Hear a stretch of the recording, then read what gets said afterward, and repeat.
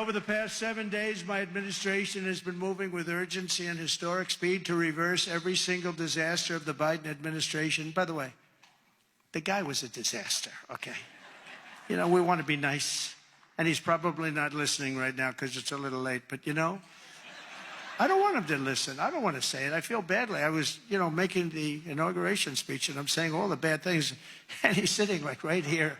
I'm saying they were a horrible administration. They didn't know what they were doing. They were grossly incompetent. I got a guy sitting right next to me. It's not that easy to do, even though he didn't understand what I was saying. He really did. And deliver on the mandate that we've been given by the American people. In a single week, I've taken over 350 executive actions. We've signed 300, and who ever heard of that one? And as I said in my inaugural address, the American decline is over. It's over. The golden age of America has officially begun, and I think that's a good thing for us to talk about, the golden age and the American dream. I think it's a good thing because people haven't been talking that way for a long period of time. On day one, I directed every member of my cabinet to marshal all powers at their disposal to defeat inflation and bring down the cost of daily life, and we're going to do that. You're going to see it starting to happen when we get going with the energy. The energy is going to, brought everything up. It's going to bring everything down. I imposed a federal hiring freeze, a federal regulation freeze, a foreign aid freeze. A foreign aid freeze, isn't that nice? We get tired of giving massive amounts of money to countries that hate us, don't we? And I created the new Department of Government Efficiency, and I think it's going to be very meaningful. I terminated the ridiculous and incredibly wasteful Green New Scam, one of the great scams in history. Actually, isn't it 12 years up? They gave us 12 years to live, right? I think that we passed it, right? We're still around. Can you believe it? The person that really came up with it is a person that never even took a course on the environment, was a poor student, not a good student, didn't understand a lot, and she came up with this idea, and everybody all of a sudden started going. And then mainstream, important Democrat leaders were starting, they got sucked into it. And we've spent trillions of dollars on just like throwing it out the window. You could throw it out the window. You would have been better off. I withdrew from the one-sided Paris Climate Accord, and I canceled. It was so one-sided. We had obligations, but Russia didn't, China didn't, other countries didn't. We paid everything. We're going to lose $1 trillion over a short period of time on that. And we had to do everything. They didn't have to do anything. It was ridiculous. And I canceled the insane and very costly electric vehicle mandate. So you can buy a car of your choice. If you like gasoline, go have it. And if you like hybrids are doing well. You can have it, or you can buy an electric car. We like electric. We like everything, but you have to have a right to buy everything. I withdrew from the World Health Organization, where we paid $500 million a year, and China paid just $39 million a year, despite a much larger population. How about that? So we're paying $500 million a year. China's paying $39 million a year. They have 1.4 billion people. We have, nobody knows what we have. So many people came across the border. Nobody has any idea.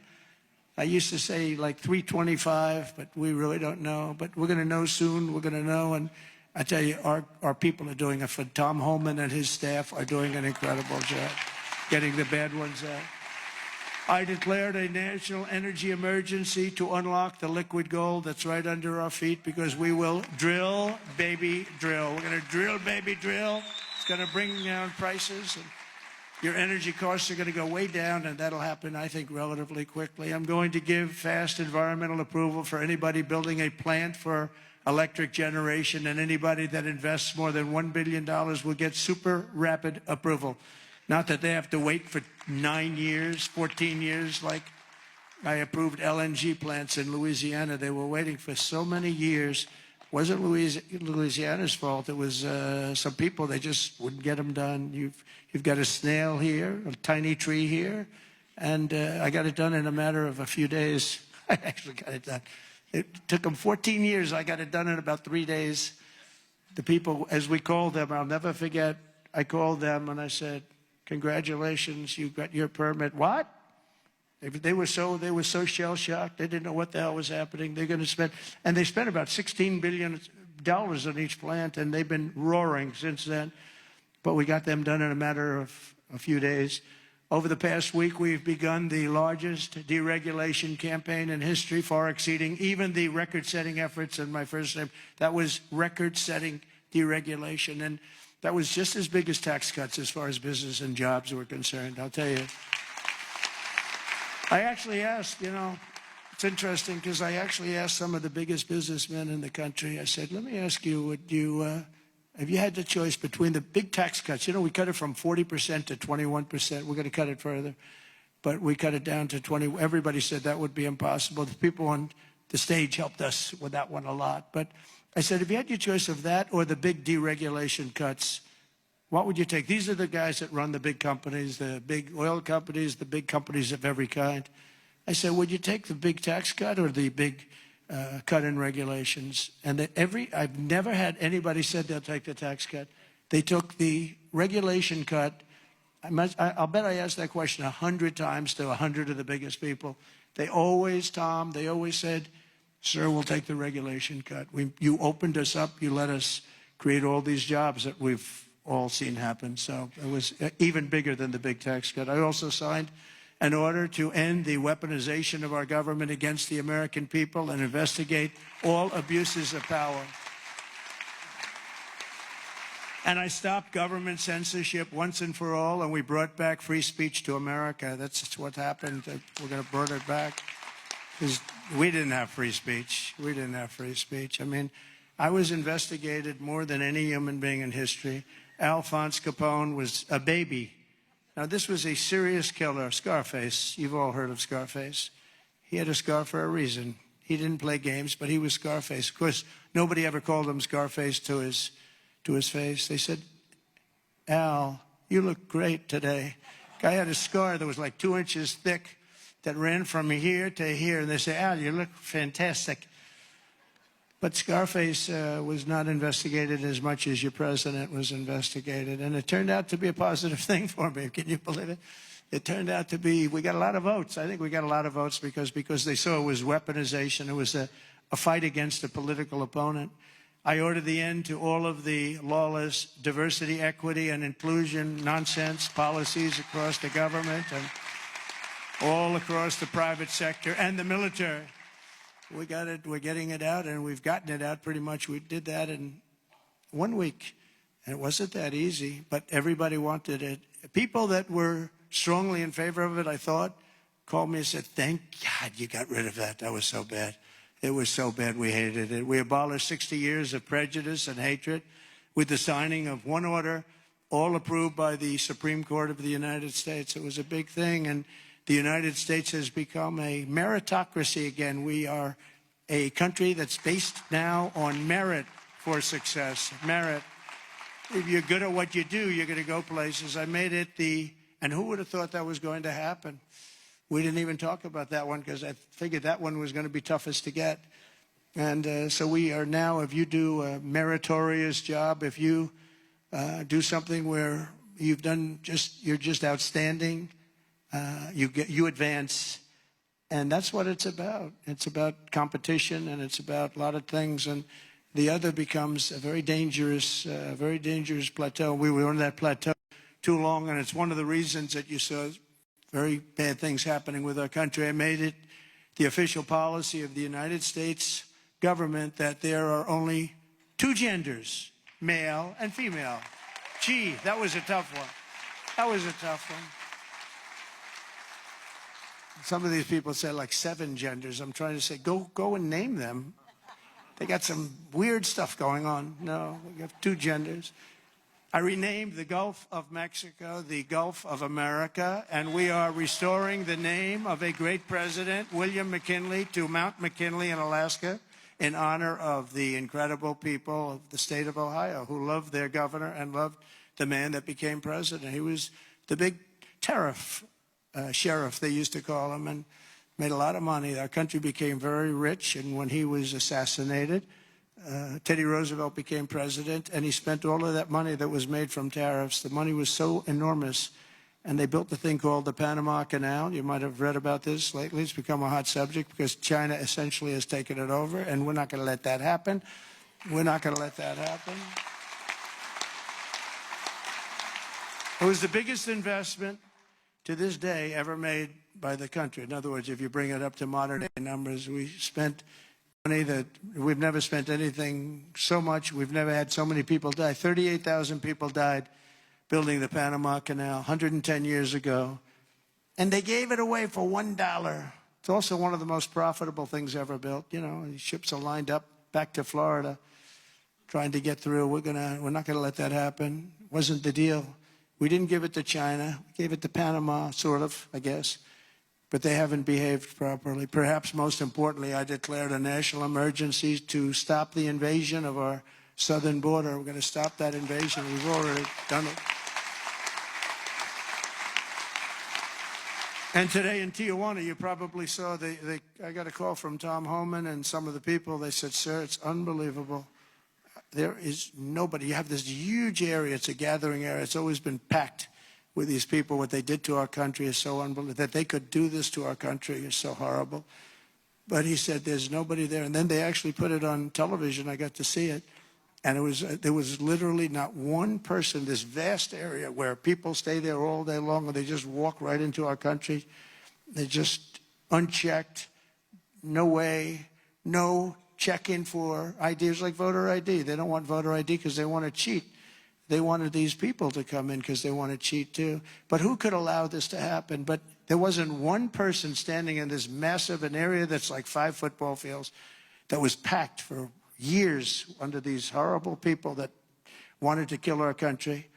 We halted all illegal entry. We have successfully ended catch and release, and we're deporting 100% of all new trespassers apprehended at the border, and nobody's coming in, and nobody's coming now because they know they're not going to be able to come in. So we've really stopped something that was very, very serious. But we have to get the bad ones out. We have many murderers, many very bad people in our country that they've allowed because of a ridiculous, actually stupid, open border policy. I've also deployed troops to the border, and for the first time in history, we're locating and loading illegal aliens into military aircraft and flying them back to the places from which they came. And very importantly, America is respected again.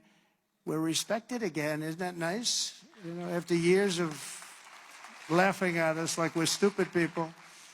And as you saw yesterday, we've made it clear to every country that they will be taking back our people that we're sending out, the criminals, the illegal aliens coming from their countries. We're taking them back, and they're going to take them back fast.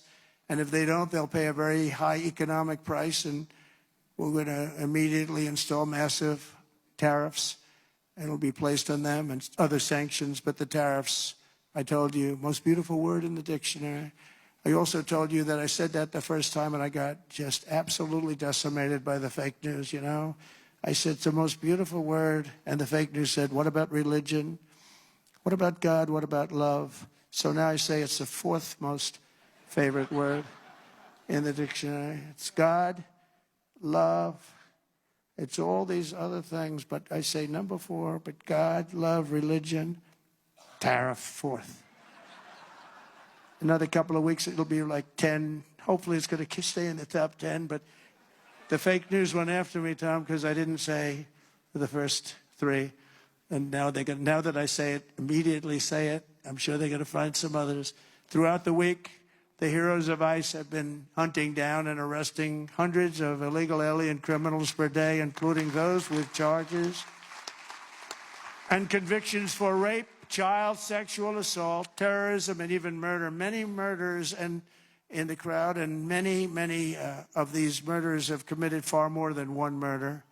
This is not going to work out, and we're going to get them the hell out of here. And members of the savage Venezuelan prison gang known as Tren de Agua and MS-13, including 50 violent individuals who were rounded up in Aurora, Colorado, which the Venezuelan gang took over. The governor, who's a radical left governor, was petrified. He didn't know what to do. He said, no, it's not that bad. They've only taken over a couple of apartment houses. See, they went into the real estate business. They did it unconventionally. They did it with guns. We have to go out and borrow or use cash to buy. They just did it with guns. They took over. He said, no, it's not that bad. They only took over a couple of buildings. We're tracking down the illegal alien criminals. We're detaining them, and we are throwing them the hell out of our country. We have no apologies, and we're moving forward very fast. They're very dangerous people. They're very dangerous people. They're violent people. I used to say these are more violent than our criminals. In fact, the best part about them is they make our criminals look quite nice, actually, by comparison. They are very violent people. We also have many violent criminals in our country, however, that did not necessarily come here illegally, but have been arrested 30 times, 35 times, 41, 42 times in a couple of cases, 25 times, 18 times, many for murder and other heinous charges such as pushing people into subways. As the train's coming along at 45 miles an hour, boom, you get pushed into the subway. They had it last week. Hitting them in the head with baseball bats while they're not looking, punching old ladies in the face, knocking them unconscious and stealing their purse. They even break into apartments and rape elderly women and beat up elderly men, beat them to hell. And I don't want these violent repeat offenders in our country any more than I want illegal aliens from other countries who misbehave. And I say, and this is subject to getting it approved, but if they've been arrested many, many times, they're repeat offenders by many numbers, I want them out of our country. I also will be seeking permission to do so. We're going to get approval, hopefully, to get them the hell out of our country along with others. Let them be brought to a foreign land and maintained by others for a very small fee as opposed to be maintained in our jails for massive amounts of money, including the private prison companies that charge us a fortune. Now, let them be brought out of our country and let them live there for a while. Let's see how they like it. You'll see crime all over the country dry up. Essentially, that's what Venezuela and other countries are doing. They're getting rid of their criminals and putting them into the United States of America. And their crime is down by almost 80%. We're going to restore law and order in America, and we want to bring back the death penalty for these horrible people that kill people. They kill people. It's always a tough thing to say because I don't like it. Nobody likes it. But if you don't do it, we're just looking for trouble. I spent a lot of time with President Xi, and I'll never forget in my first meeting, I said, do you have a drug problem? No, we have no drug problem. Why is that? A quick trial. What is quick trial? Quick trial is we try the person that sells the drugs immediately, and at the end of the day, we execute that person if that person is guilty. We have no drug problem whatsoever, and that's the most severe case. But wherever you have no drug problem, you have the death penalty. So, and drugs causes a lot of the crime. A lot of the crime in our country is caused by drugs. It's a terrible situation. Comes through the southern border. Most of it is fentanyl coming in from China. And, you know, it's very interesting. China, when I was with President Xi, I had a deal worked out with him that they were going to give their maximum punishment, which is the death penalty to anybody making fentanyl and sending it into the United States. Then we had a very unusual result in an election.